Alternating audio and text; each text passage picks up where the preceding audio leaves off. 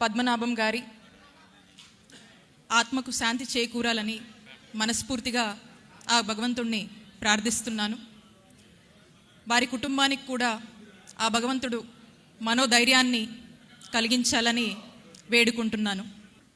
ముద్రగడ పద్మనాభం గారు ఈరోజు వారు లేని లోటు వారి కుటుంబానికే కాదు, తెలుగు రాష్ట్రాల్లో ఉన్నటువంటి ప్రజలందరికీ కూడా తీరని లోటు.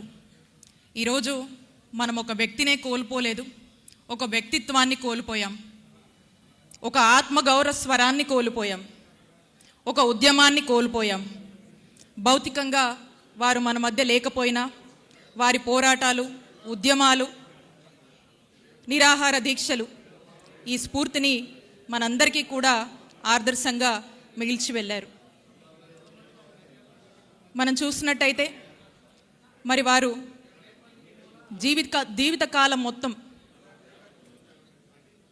చాలా దశాబ్దాలుగా కాపు సమాజం కోసం, కాపు సమాజ హక్కుల కోసం అనేక పోరాటాలు వారి జీవితకాలం మొత్తం కూడా కాపు సమాజం కోసం పోరాడుతూనే త్యాగం చేసినటువంటి గొప్ప మహానుభావులు. పేరులోనే మనం చూసినట్టయితే ముద్రగడ పద్మనాభం గారు కాపు సమాజంలో తనదైన శైలిలో ప్రతి ఒక్కరి మనసులో చెరగని ముద్ర తన పోరాటాల ద్వారా వేసుకున్నటువంటి గొప్ప వ్యక్తి. పద్మనాభం గారు పద్మం వలె కాపు సమాజంలో అందరిలో కూడా ఎప్పుడూ వికసిస్తూనే ఉంటారని మనమంతా కూడా భావిద్దాం. 1994లో వారు కాపుల్ని బీసీలో చేర్చాలని ఏదైతే నిరాహార దీక్ష కిర్లంపూడిలో చేపట్టారో ఆ టైంలో వారికి, మా కుటుంబానికి ఉన్నటువంటి ఒక జర్నీని కూడా ఈ సందర్భంగా మీతో షేర్ చేయాలనిపిస్తూ ఉంది.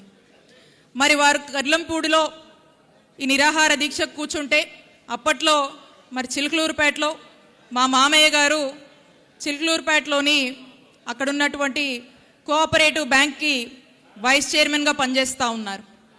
అప్పుడు ముద్రగడ గారు ఈ యొక్క నిరాహార దీక్ష చేస్తున్నారు, దీనికి సంఘీభావంగా మనం ఏదో ఒకటి చెయ్యాలి అని చెప్పి ఆ వైస్ చైర్మన్ పదవికి రాజీనామా చేసి అక్కడ మా నియోజకవర్గంలో వేల సంఖ్యలో జనాన్ని కూడగట్టుకొని కిర్లంపూడి వెళ్ళి ముద్రగడ గారికి వారి యొక్క మద్దతును తెలియపరిచారు.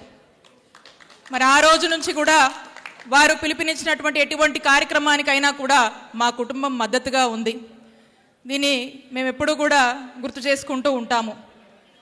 మరి ఆ తర్వాత అనేక పోరాటాలు, నిరాహార దీక్షలు. 2016లో తునిలో కాపు గర్జన అని పిలుపునిచ్చి పెద్ద ఎత్తున కూడా మరి ఆ కార్యక్రమాన్ని చేపట్టిన తర్వాత మరి ముద్రగడ వారు ఏ విధంగా అనేక ఇబ్బందులు, అవమానాలు ఎదుర్కొన్నారో అందరం కూడా చూసాము.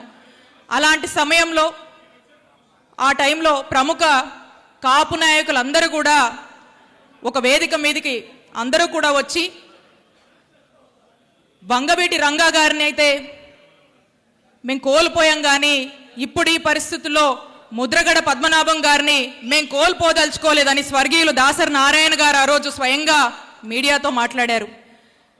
ఈ సందర్భంగా నేను ఇది ఎందుకు గుర్తు చేస్తున్నానంటే ప్రముఖ కాపు నాయకులందరూ కూడా వచ్చి ముద్రగడ పద్మనాభం గారి యొక్క సేవలు, వారి కాపు సమాజం పట్ల వారికి ఉన్నటువంటి అంకిత భావం గురించి గుర్తు చేస్తూ వారిని కోల్పోవడానికి కాపు సమాజం సిద్ధంగా లేదు అని చెప్పినటువంటి మాటే అర్థమవుతా ఉంది. మరి కమ్యూనిటీ కోసం ఏ విధంగా ముద్రగడ గారు అహర్నిశలు పనిచేశారు, వంగవీటి రంగా గారి తర్వాత కాపులకు కాపు గాసే ఒక వ్యక్తిగా, ఒక శక్తిగా ఏ విధంగా నిలబడ్డారనేది మనకు అర్థమవుతుంది. ఈ ఉదాహరణే, ఈ యొక్క ఇన్సిడెంటే నిలువెత్తు నిదర్శన అని చెప్పి కూడా తెలియజేయడం జరుగుతూ ఉంది. కాబట్టి అందరూ కూడా ఆయన యొక్క జీవితాన్ని, ఆయన యొక్క పోరాటాలని, ఉద్యమాల్ని, ఆత్మగౌరవం కోసం ఎంతవరకైనా వెళ్ళినటువంటి తన తీరుని గుర్తించుకొని ఇన్స్పిరేషన్గా తీసుకొని కమ్యూనిటీ కోసము, కమ్యూనిటీ బాగోగుల కోసము, అభ్యున్నతి కోసము ముందుకు వెళ్దాము అని తెలియజేసుకుంటూ మరొకసారి అవకాశం ఇచ్చినటువంటి పెద్దలందరికీ కూడా నా హృదయపూర్వక కృతజ్ఞతలు తెలియజేసుకుంటున్నాను. Thank you.